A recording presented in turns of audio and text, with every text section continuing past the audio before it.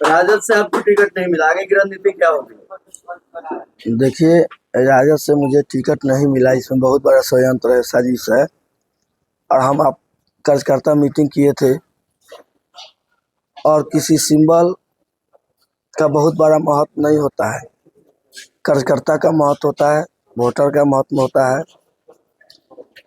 इसके पहले भी राजद के सिंबल लेके आए थे राम परवेश भाई, सिपाही लाल महतो जी। कांग्रेस के भी प्रत्याशी सिंबल लेके आए थे, तो जनता का मर्जी हुआ वो जो किया। तो देखिए, यहाँ की जनता के हम साथ हैं और जो जनता का निर्णय हुआ है उस पर हम खड़े हैं। कल हम लोग नॉमिनेशन करेंगे निर्दलीय के रूप में, ताकि समय नहीं है। कुछ मेरे साथी ये भी कहे हैं कि AIM से लड़ना चाहिए, पशुपतिनाथ पारस जी के पार्टी से लड़ना चाहिए, तेज प्रताप जी का पार्टी से लड़ना चाहिए। कई दल का मेरे पास फोन भी आया था, लेकिन अब वो समय नहीं रह गया है, ताकि कल 16 तारीख हो गया और 17 को नॉमिनेशन का अंतिम तिथि है। अब हम उस समय यदि सिंबल में गंवाते हैं तो नॉमिनेशन से वंचित हो जाएंगे। इसलिए कल हमको निर्दलीय के रूप में नॉमिनेशन करना है। और सिंबल तो स्क्रूटनी के दिन तक भी जमा होता है, शायद आप लोगों को जानकारी होगा।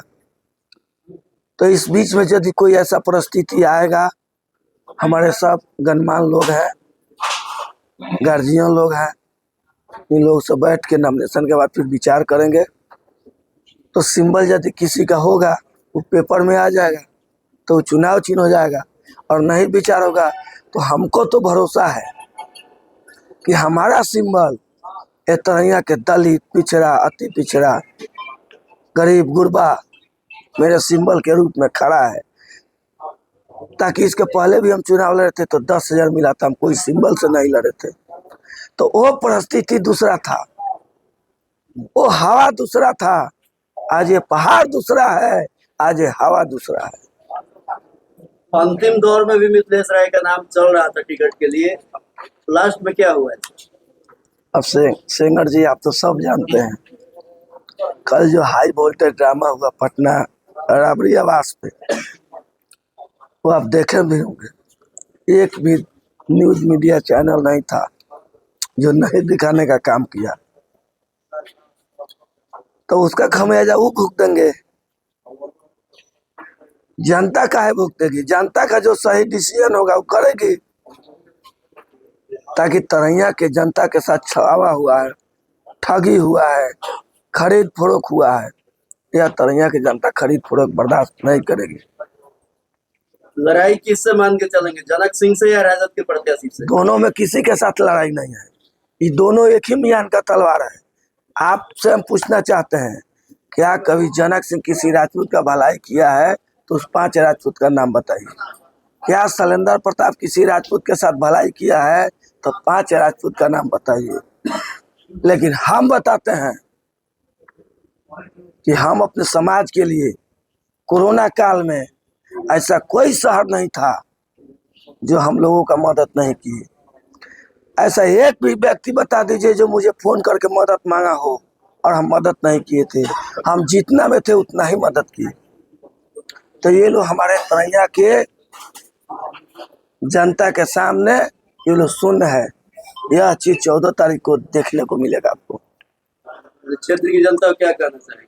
क्षेत्र जनता को कहना यही चाहेंगे, आप जो मुझे दुलार प्यार दिए हैं आज कार्यकर्ता मीटिंग में हजारों की संख्या में, आप लोग सभी लोग मिथिलेश बन के कल से लग जाइए और एक इतिहास के पन्ना पर आप लिखने का काम कीजिए। जैसे कि हम कार्यकर्ता मीटिंग में भी कहे हैं कि झारखंड से सीखिए, यहीं बनियापुर से सीखिए, यहीं तरैया से, छपरा से सीखिए कि उदित बाबू निर्दलीय जीत के गए थे, जदुवंशी राय निर्दलीय जीत के गए थे, सुरेंद्र शर्मा निर्दलीय जीत के गए थे, तारकेश्वर सिंह निर्दलीय जीत के गए थे। तो हो सकता नहीं है, होगा कि तरैया की जनता इस बार निर्दलीय जिताकर मुझे भेजने का काम करेगी। क्या कारण रहा कि शैलेंद्र प्रताप को ही राजद ने टिकट दिया, जबकि यहाँ पर राजद के बहुत ज्यादा कट करता थे? इसका कारण यही है कि आरजेडी पार्टी में अब लालू जी का कुछ नहीं चल रहा है। लालू जी थोड़ा विचलित भी हैं और उम्र के हिसाब से उनका बहुत दिमाग पे प्रेशर भी नहीं डालते हैं और किडनी उनका ट्रांसप्लांट हुआ है। आप देखे होंगे कि उनका बिटिया भी नाराज थे। कुछ हम लोग के दल में ऐसे लोग हैं जो टिकट का खरीद फरोख्त किए, तो टिकट अब हमको तो पैसा नहीं ना है कि 3 करोड़ 4 करोड़ में टिकट खरीदने जाएंगे। हमारे पास पूंजी क्या है? तरैया की जनता। बहुत सारे राजद प्रत्याशी का वीडियो वायरल हो रहा है, जो बता रहे हैं कि तेजस्वी यादव है, उनको हाईजेक कर लिया गया है कुछ लोगों के द्वारा। उन्हें कितनी सच्चाई है? तो वही तो हम बोल रहे हैं, हाईजेक किया गया है। तभी ना जो आदमी सदन में आपके माँ बहन को गाली दिया और उसी के इर्द गिर्द घूमने वाला को आप टिकट देते हैं, तो इससे नहीं साबित होता है कि आपका मानसिकता ठीक नहीं है, आप उस लायक नहीं है। ऐसा नहीं लगता कि एक से ज्यादा प्रत्याशी एक ही जाति के होने की वजह से पार्टी कंफ्यूज हो गई? पार्टी कंफ्यूज हो गई तो यदि इतने ज्यादा प्रत्याशी थे तो पार्टी में ईमानदारी या सच्चाई रहता तो इस सारे पार्टी के जितने कैंडिडेट थे सब लोग तो उनके आवासे पर थे। बारी बारी से सबको घुसा देते और पूछते कि भाई तुम्हारा क्या स्थिति है, तुम्हारा क्या है, तुम्हारा क्या है। एग्जामिनेशन हॉल में सैकड़ों एग्जामिनेशन बैठता है, एग्जाम देता है, लेकिन रिजल्ट करने वाला कितना आदमी रहता है? एक व्यक्ति। एक ही व्यक्ति ना कॉपी चेक करता है। तो यदि तेजस्वी यादव कॉपी चेक करने वाले व्यक्ति थे तो उनको बैठाना चाहिए था मिथिलेश राय को, सिपाही लाल का बधू को, मुंदिरका जी को, शैलेंद्र प्रताप को भी बैठाते यदि उनका मन था तो,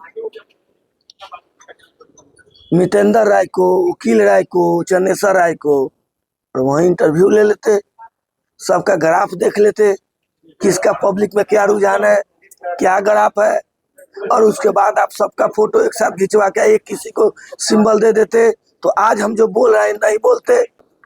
तो उनको बैठाना चाहिए था मिथिलेश राय को, सिपाही लाल का बधू को, मुंदिरका जी को, शैलेंद्र प्रताप को भी बैठाते यदि उनका मन था तो,